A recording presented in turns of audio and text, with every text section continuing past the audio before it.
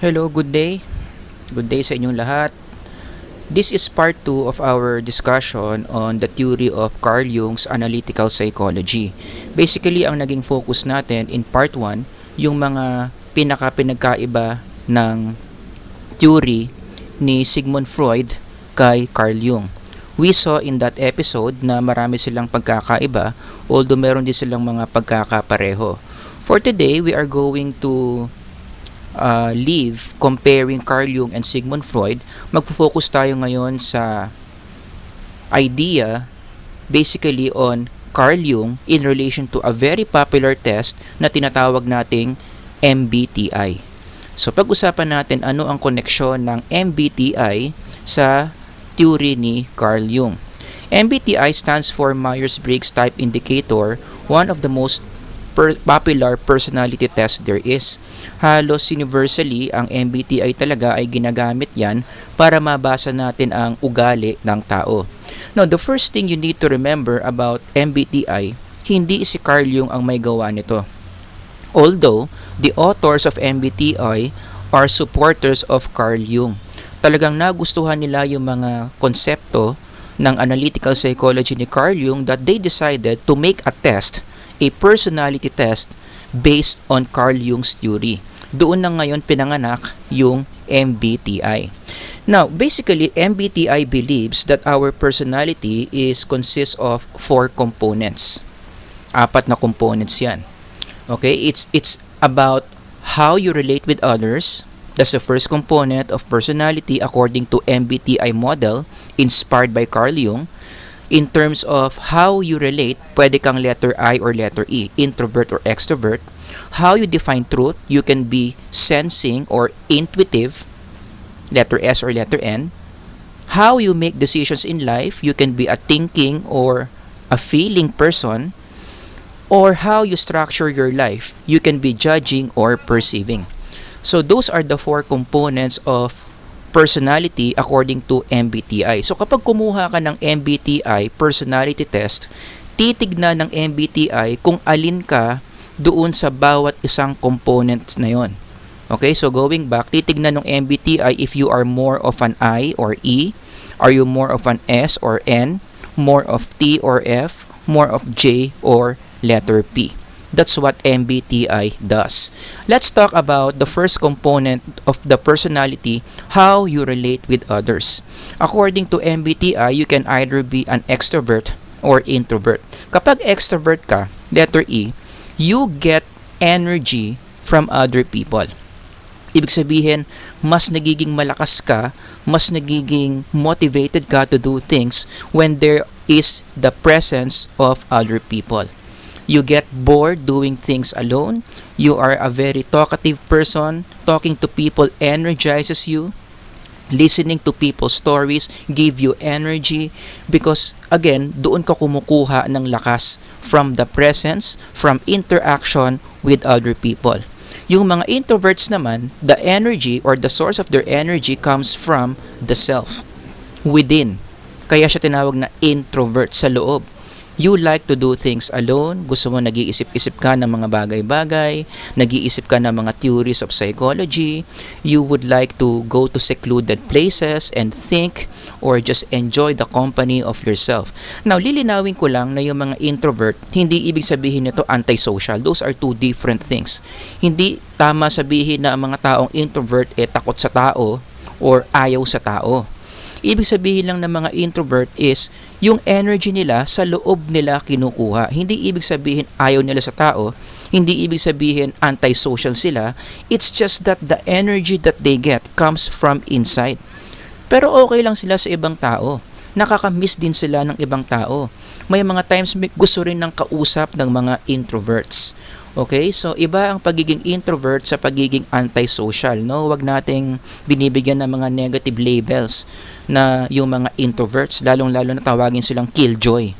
Hindi sila killjoy, it's just that they are more energized, they are more comfortable doing things ng sarili nila than doing things with other people. Next, let's move on to how we define truth, no? So sabi ng MBTI, how you define truth, you can either be an S or an N. Kapag sensing ka, you define your truth as based on evidences. Sensing, kinakailangan na sa sense mo, from the word sense. You won't believe something unless your senses can see it. Ganyan mag-isip ang mga taong letter S, no? Hindi sila maniniwala ng walang matinding ebidensya. One good example of this in the Bible, si Doubting Thomas. Si Thomas, kung mag-MBTI ito, ang prediction ko mataas ang letter S nito. O, paano ko nasabi? Now, Thomas, one of the 12, was not with the disciples when Jesus came. Ito yung nangyari after the crucifixion of Christ and after Jesus resurrected from the dead. So the other disciples told him, "We have seen the Lord." Nagpakita na kasi si Jesus before this passage, no? Nagkataon when Jesus appeared to the disciples, Thomas was not there with them. So kinukwento ng mga disciples yung nangyari na nagpakita nga si Jesus. But Thomas said to them, "Unless I see the nail marks in his hands and put my finger where the nails were and put my hand into his side, I will not believe." Nakita niyo yung statement na yan? These are words coming from someone who is very sensing. Hindi ako maniniwala hanggat hindi ko nakikita. A week later, Jesus came and stood among them and said, "Peace be with you." Then he said to Thomas, dahil alam ni Jesus, no, na si Thomas ay nagdududa kung totoo nga bang nabuhay siya. "Put your finger here, see my hands, reach out your hand and put it into my side. Stop doubting and believe." And when Thomas did, nung sinunod niya yung sinabi ni Kristo, talagang inexamine niya yung sugat ni Jesus. And by the way, no, this is something amazing. Jesus knew that Thomas was a sensing person. Kaya si Jesus, sinabi niya kay Thomas, he said to Thomas, "Put your finger here, see my hands." Pinakita niya yung sugat niya sa tagiliran, pati yung sa kamay. "Reach out your hand and put it into my side." Inutos ni Jesus to kay Thomas dahil alam niya si Thomas is a sensing person. This is the only way that Thomas will believe the resurrection. And when Thomas did all this because he is a sensing person, doon pa lang siya naniwala, 'di ba? Anong sabi niya? "My Lord and my God." That was the only time that finally Thomas believed in the resurrected Christ. Thomas was a very sensing person. And in our everyday life, I'm sure marami kayong mga kakilala ganyan ng ugali. Diba? Yung, pakita mo muna sa akin yung ebidensya. O ipakita mo muna sa akin yung mga data bago ko maniwala dyan.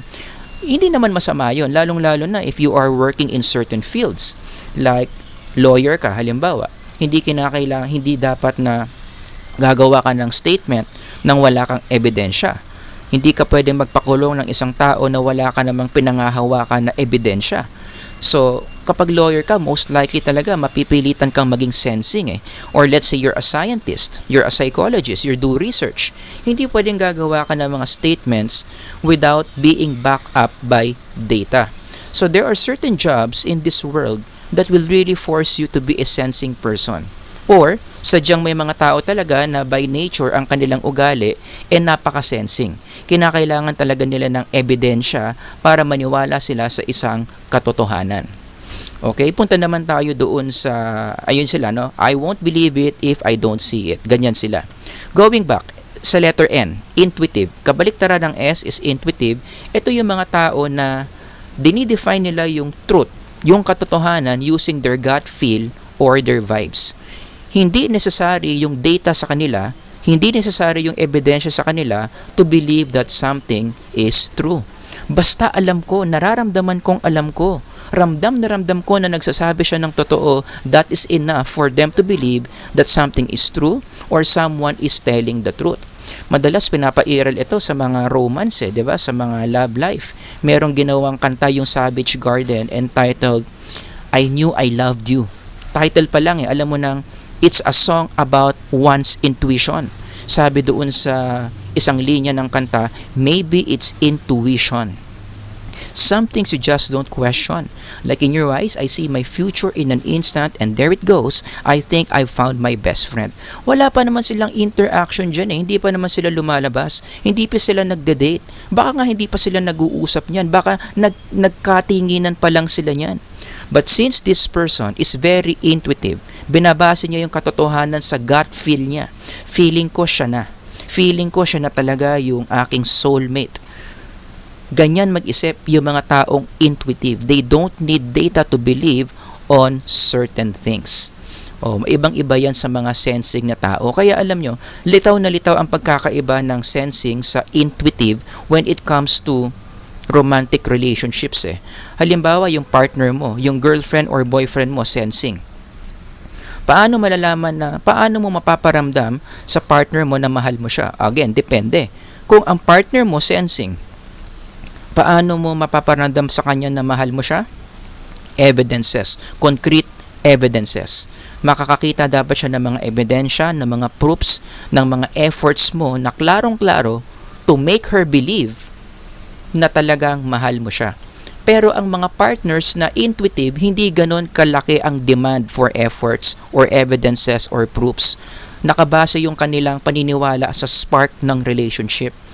'Di ba? So nararamdaman niya na, alam mo babe, ramdam na ramdam ko na tayo talaga para sa isa't isa kasi nararamdaman ko yung spark kapag magkasama tayo. 'Di ba? Pero wala siyang ebidensya. Kahit hindi nag-e-effort yung partner niya, hindi naman siya binibigyan ng flower tuwing Valentine's Day, pero ramdam niya yung spark ng relationship, kinikilig siya, nakasama yung partner niya, that is enough for her to believe na mahal nga siya nung partner niya. Again, wala naman ditong masama whether you're sensing or intuitive. No? It's just that I want you to see the differences of personality here. Sadyang may mga taong sensing, merong mga taong intuitive. Kapag alam mo na yung isang tao ay sensing, mag-iiba dapat yung approach mo eh. Kapag yung taong kaharap mo naman intuitive. So, that's one application of MBTI, no? Whether a person is sensing, iba approach mo. Kapag intuitive, iba na naman yung approach mo. The same thing with the previous slide, yung I and E.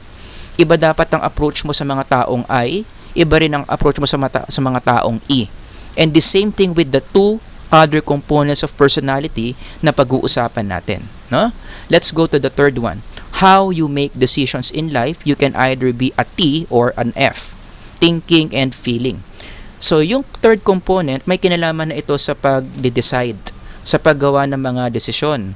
Ang mga taong pinapairal ang letter T nila, their decisions are always based on logic and rules. They go by the book. Ano ang sinasabi ng rule book? While people who are letter F, they use their emotions to make decisions.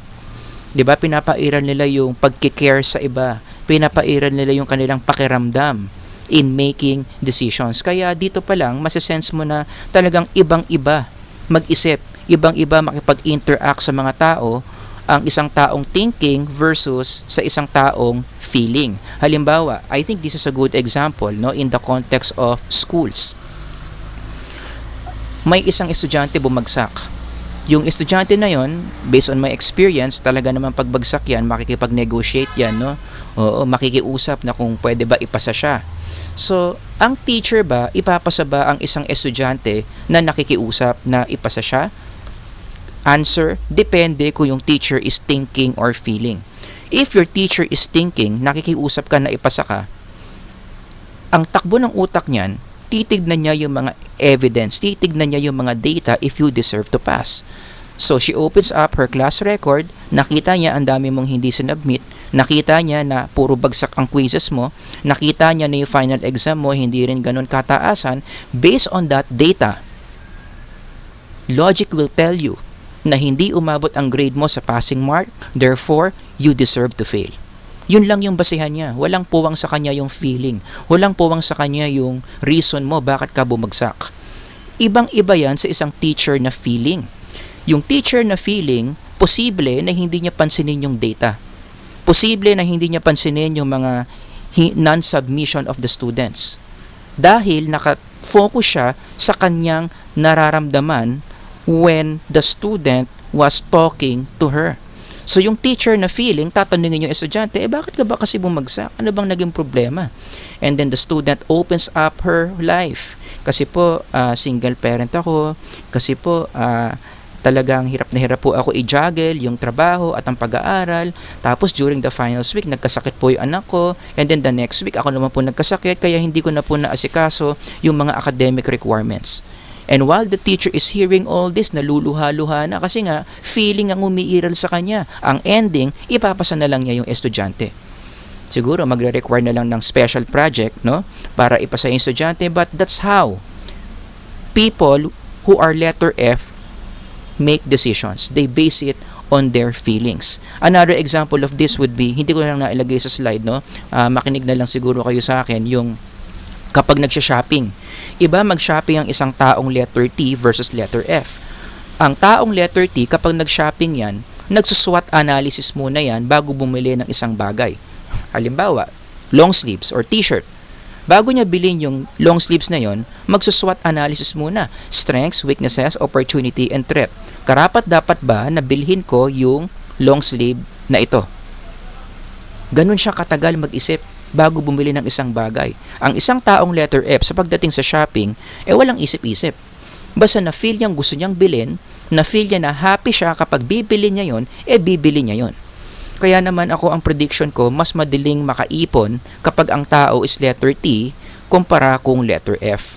Kaya minsan pinag-aawayan ito ng mga mag-asawa, no? I hope you can see the connection. Kapag yung si husband ay thinking, si wifey naman ay feeling, at limited lang yung budget nila, at si wifey ay nag-shopping at nakita ni hubby yung mga pinagbibili ni wifey, talaga mag-aaway ang mga yan. Diba? But now that you are aware how thinking and feeling are different, mas magagawa na natin ng paraan. Kung papaano mas makitungo sa isang tao na kabaliktaran mo.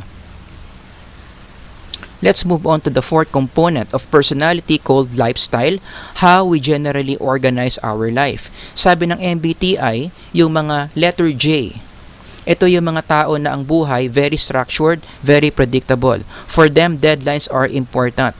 Napakahalaga na meron silang timetable. Constantly, they check their progress kung namimit ba nila yung mga sinet nilang expectations o hindi. Kaya naman yung itsura ng kanilang schedule araw-araw, lahat nakaschedule. From the moment they wake up until the time that they go to sleep, alam na alam nila yung mga bagay na dapat nilang gawin.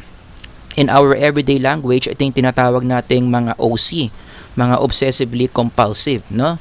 Oo, ibig sabihin, they are judging in the language of MBTI. Ibang-iba sa letter P, perceiving. Based on the picture, gumamit ako dito ng dice because these people are very unstructured, they are very carefree, they base everything on risk and chances. Ganyan nila pinoprogram yung kanilang mga buhay. Planning for them is not a priority. Come what may, we'll take it from there. Ganyan yung kanilang mga philosophy sa buhay. Ayaw nila na pinapangunahan sila kung anong mangyayari sa kanilang araw. Kasi ang philosophy nila is gagawin ko yung mga bagay na gusto kong gawin at hindi ko gagawin yung mga bagay na ayaw kong gawin. And the thing is, hindi pa ako sure kung ano yung mga bagay na gustong kong gawin at yung mga bagay na hindi ko gustong gawin. Diba? Ganun sila. So malalaman ko lang yan as I go along my day. O ibang-iba yun sa mga judging. Ang mga judging talaga, paggising pa lang sa umaga, alam na nila yung mga bagay na mangyayari. So, yung mga letter P, bahala na kung ano ang trip kong gawin mamaya sa aking buong araw. No? Kaya ito ang itsura ng timetable ng mga taong perceiving. Kung anong trip kong gawin, walang laman. Oo, doon pa lang nila lalagyan ng laman yon kapag nandoon na sila sa moment. So in summary, yan yung apat na components of personality according to the MBTI. And so if you want to understand or if you want to know the profile of a person's personality, again, you take the MBTI and that test will tell you if you are a letter E or letter I, if you are an S or N, if you are a T or F, if you are a J or P. Yun ang goal ng test. Para malaman niya kung nasaan ka doon sa mga letra na yan, no? And then, using that system, MBTI if you take the MBTI, there are 16 possible personality profiles na pwedeng mabuo. ISTJ, ISFJ, INFJ, INTJ, so on and so forth. At bawat isa dyan, bawat isang typology, ang tawag dyan typology, no, in the language of MBTI, each typology, meron niyang description of that personality. Kaya na nating more or less makita kung anong klaseng ugali meron ang taong yon given that typology. Let me use ISTJ kasi ako, pag kumukuha ko ng MBTI, I am always ISTJ. So ano ba ang ugali ng isang ISTJ? Let me read for you. ISTJs are quiet and reserved individuals who are interested in security and peaceful living. Organized and methodical in their approach, they can generally succeed at any task which they undertake. ISTJs are very loyal, faithful, and dependable. They place great importance on honesty and integrity. They are good citizens who can depended on to do the right thing or their families and communities. Ibig sabihin sa Tagalog, masunurin. ISTJs tend to believe in laws and traditions and expect the same from others. They're not comfortable with breaking laws or going against the rules. Habang binabasa ko tong mga words na ito, I would say, I totally agree na ganito nga ako. Kaya ako, no, personally, believe ako sa MBTI, no, kung paano niya accurately na di-describe yung ugali ng isang tao. I am ISTJ and I would say, tugmang-tugma itong sinasabi ng MBTI on the personality profile of ISTJs. So, ang assignment nyo for this is, pumunta kayo online, kumuha kayo ng online MBTI test, and then tignan nyo kung ano yung typology nyo. And then from there, kapag alam nyo na yung iyong typology, hanapin nyo yung description sa inyo. Ano ba yung ugali mo given your typology? Nagkalat naman yan online. Meron silang general description kung ano ang masasabi ng mga tao o ng mga pag-aaral based on your typology. Pero itong slide na ito, it's just a summary of each typology. So going back to ISTJ, kung isa-summarize natin yung marami kong binasa dito, in summary, ISTJ is doing what should be done. Iba na naman yung ISFJ, iba na naman yung INFJ. So again, given your typology, hanapin nyo yung detailed description kung ano ang description sa personality mo given your MBTI typology. MBTI, as I've mentioned a while ago, is a very popular test. One of the reasons is, ang dami niyang mga practical applications. You can use MBTI to choose courses or careers. Kaya madalas ito ginagamit sa mga nasa high school before they enter college para matulungan sila on choosing what's the right course. Or in adult development, kapag ang isang adult nalilito kung ano ba talaga ang tamang career path niya, MBTI can help. Titignan natin yung personality profile mo, yung typology mo based on MBTI, and then from there, let's determine anong bagay na course sa'yo, anong bagay ang trabaho sa'yo. In fact, you go online, maraming mga psychological clinics, gumawa sila ng website, no, na nagpapakita kung ano ang bagay na trabaho sa'yo given your personality profile. Like for example, in this slide, ang mga ESTJs daw, ito ang mga bagay na trabaho given the personality profile, no? ISTJs, ito ang mga trabaho na bagay, ESFJ, ISFJ, and all the other typologies. And I think we can remember one important principle in IO psychology in relation to this. Narinig nyo na ba yung goodness of fit? Ang isang empleyado, nagiging masaya siya sa kanyang trabaho kapag fit siya doon sa trabaho niya. Kapag fit siya doon sa organization niya. At isang paraan para malaman natin kung meron ngang goodness of fit between the employee and what he or she is doing, kung ano ang trabaho niya, is to use MBTI. Pakuhanin mo siya ng MBTI, tignan mo yung typology niya, and then tignan mo yung nature ng job niya, tugma ba? Very interesting. Kapag nakita mong hindi tugma yung nature ng work niya sa kanyang MBTI typology, we can predict that employee is not motivated or he or she is not happy with the job. Other than work, alam nyo ba, MBTI can also be used for personality compatibility. You know? Pwede mo rin gamitin yung MBTI para malaman mo kung compatible ba ang isang tao sa isa pang tao in terms of typologies. Kasi you have to understand na ang mga typologies na ina-identify ng MBTI, meron talagang mga typology that can go together well at meron din mga typology na hindi sila bagay na nagsasama. Madalas mag-aaway sila. May mga ganyan, no? And there are websites out there, and I think they're legitimate, no?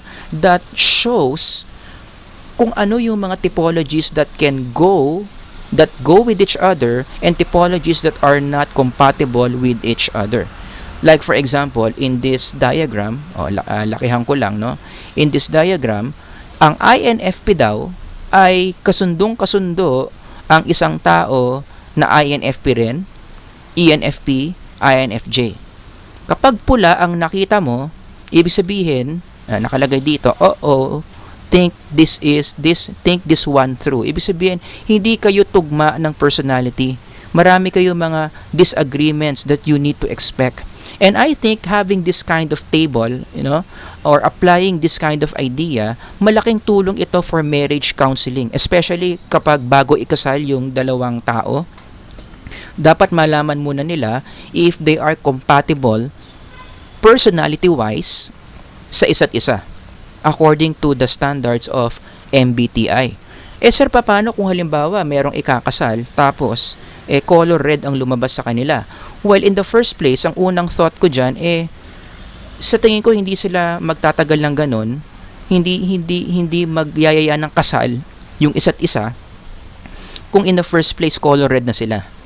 Pero sabihin na natin siguro, nalagpasan nila lahat yun, no? Tapos, nagkayayaan magkasal, paano pag ang lumabas, color red sila? Hindi na ba tuloy ang kasal? Hindi naman. Pwede pa rin ituloy yung kasal. It's just that, now that they know na yung kanilang personality profile, hindi ganun kaswak sa isa't isa, they can prepare for it. Now they would understand why they will be fighting a lot. So every time they will fight, every time they see things differently, they would understand why. They would understand where their disagreements are coming from kasi alam nila na yung kanilang MBTI typology ay hindi tugma sa isa't isa. Di ba? Kaya maganda talagang ginagamit itong MBTI na to for personality compatibility. Okay? So, in closing, before we leave Carl Jung, I would just like to read to you some quotes na binigay ni Carl Jung para lang mas maging malalim yung pagkakakilala nyo kay Carl Jung. And a lot of these quotes that I am going to read, again, nagpapakita that Carl Jung's idea is very much close to what the Bible is saying. Kasi nga, if you have seen my first episode, isa siyang anak ng pastor. So along the way, habang lumalaki siya, siguro nakakakita siya ng mga Christian principles, naaalala niya yung mga Christian principles na natutunan niya, and he is integrating that to his theory of personality. So what are some of these Jungian ideas that is very consistent with what the Bible is saying? Jung said, faith, hope, love, and insight are the highest achievements of human effort. They are found given by experience. Carl Jung talks about faith, hope, and love. Well, did you know in the New Testament, the Bible also talks about these three, faith, hope, and love. Diba? Sabi ni Apostle Paul, 1 Corinthians 13:13, and now these three remain. Faith, hope, and love. But the greatest of this is love. Apostle Paul was talking about the spiritual life. Ano ang importante sa spiritual life natin, sa existence natin? Yung tatlo, faith, hope, and love. Pero ang pinakamahalaga dyan ay love. But you see the overlapping of concepts here, faith, hope, and love. It's just that si Apostle Paul, tinimbang niya na ang pinakamatindi is love. Si Carl Jung hindi Para sa kanya, pantay-pantay lang ang faith, hope, and love. But we focus on the overlaps. Carl Jung believed in faith, hope, and love. The Bible also believed in faith, hope, and love. Ako sa tingin ko, nakuha ni Carl Jung yan sa Bible. Until you make the unconscious conscious, it will direct your life and you will call it faith. Yan ang sinasabi ni Carl Jung. And again, this is, I think, isa na namang halimbawa ng overlap with Sigmund Freud. Remember Sigmund Freud? Remember Anna O? natutunan natin kay Ana O na kapag na-express ang isang repressed memory, nawawala yung isang physical symptom na dala nung repressed memory na yon. 'Di ba? Pero dito sa sinasabi ni Carl Jung, so pareho si Freud at saka si Carl Jung in that idea, no? But let's relate it with the Bible. Carl Jung also believes in the idea that there are certain parts of ourselves that are unconscious. Naniniwala si Carl Jung sa unconscious. Naniniwala rin siya na hindi lahat tungkol sa atin ay alam natin. Do you know that the Bible also believes that? The Bible also acknowledges the idea that human beings cannot entirely know him or herself. Kaya nga sa King David sa Book of Psalms, alam niya na hindi niya kayang kilalanin ang sarili niya. Hindi niya kayang i-explore ang unconscious niya, so he asked help from God. David said, "Search me, O God, and know my heart. Try me and know my thoughts, and see if there be any wicked way in me, and lead me in the way everlasting." Humingi siya ng tulong sa Diyos kasi alam niya there are certain parts of himself na hindi niya kayang makita, but God does. And I think I mentioned this in my lecture videos about Sigmund Freud, diba? That God is the ultimate psychotherapist. If there are things that you want to know about yourself, it makes sense to ask God about it. After all, God created you. So I think Carl Jung also believes in that idea. Knowing your own darkness is the best method for dealing with the darkness of other people. So sa Tagalog, para mas makilala mo raw yung sarili mo, o kilalanin mo muna yung sarili mo bago mo makikilala ng maayos yung ibang tao. You start with yourself. Hindi pwedeng i-analyze mo yung ibang tao bago yung sarili mo. Ikaw muna. Analyze mo yung sarili mo, then you will be better in understanding other people. Believe it or not, this is biblical. I think Carl Jung got this from Matthew 7:5. Sabi ni Jesus, 'di ba, "You hypocrite, first take the log out of your own eye, and then you will see clearly to take the speck out of your brother's eye." Did you see the parallelism here? Unahin mo muna, ayusin yung sarili mo bago mo pakialaman yung ibang tao. That's what Carl Jung said. That's what the book of Matthew is saying. Naintindihin muna natin yung ating mga sarili bago natin intindihin yung ibang tao. So, those Bible verses, those quotes by Carl Jung, kitang-kita nyo yung parallelism.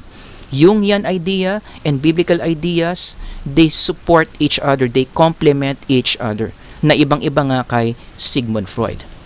Okay, so I hope meron kayong mga natutunan about Carl Jung sa ating 2-part lecture series on his analytical theory. If you have any questions about his analytical theory, you can just comment down below. If you know anyone who needs to see this video na sa tingin mo makakatulong para sa kanya, then you have my permission to share this video. Thank you everyone again for listening. Until next time here in Libreng Sit-In, Theories of Personality. Bye-bye and God bless.